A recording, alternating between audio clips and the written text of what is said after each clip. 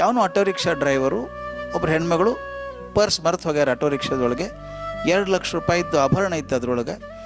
ಆ auto driver ಅವ್ರ ಮನೆಗೆ ಹೋಗಿ ಕೊಟ್ಟು ಬರ್ತಾನೆ ಅನ್ನೋದು ಯಾವತ್ತೂ ಫಸ್ಟ್ ಪೇಜಲ್ಲಿ ಬರೋಲ್ಲ, 7ನೇ ಪೇಜ್ ಕಡೆಗೆ ಬರೋದು.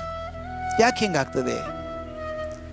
ಕಲಾಂ ಅವ್ರಿಗೊಂದು ನಾನು ಮಾತು ಹೇಳಿದೆ, ಸರ್ ಏನಾಗಿದೆ ಅಂದರೆ ಬರೀ ಕೆಟ್ಟು ನೋಡಿ ನೋಡಿ ನೋಡಿ ಮನಸ್ಸು ಆ ಕಡೆನೇ ಎಳೀತದೆ, ಒಳ್ಳೇದಿದ್ರೆ ಆ ಕಡೆನ ನೋಡ್ತಾರೆ ಜನ ಅಂತ. ಒಂದು ಪ್ರಯೋಗ ಮಾಡಿದರು ಅವರು. ಒಂದು ಇಲೆಕ್ಟ್ರಾನಿಕ್ ಮ್ಯಾಗ್ಝಿನ್, ಗುಡ್ ಅಂತ ಒಂದು ಮ್ಯಾಗ್ಝಿನ್ ಮಾಡಿದರು.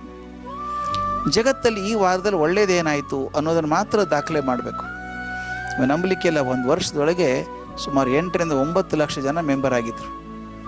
ನನಗೆ ಹೇಳಿದ್ರು, doctor K U R right, ಹೇಳಿದ್ದು ಕರೆಕ್ಟ್ ಇದೆ. ಅದು ಒಳ್ಳೇದು ನೋಡೋಕೆ ಸಿಕ್ಕರೆ ಜನ ನೋಡ್ತಾರೆ, ಸಿಗದೆ ಹೋದ್ರೆ ಏನು ಮಾಡ್ತಾರೆ, ಕೆಟ್ಟದ್ದು ನೋಡ್ತಾರೆ ಅಂತ. ಇದು ಯಾಕೆ ನೆನಪಾಯಿತು ಅಂದರೆ, ನಮ್ಮ ದಿಲೀಪ್ ಕುಮಾರ್ ಈಗ DK ಮೋಟಿವ್ ಅಂತ ಒಂದು ಹೊಸ ಚಾನೆಲ್ ಮಾಡ್ತಾ ಇದ್ದಾರೆ. ಬಹಳ ಸಂತೋಷ ಆಯಿತು ನನಗೆ.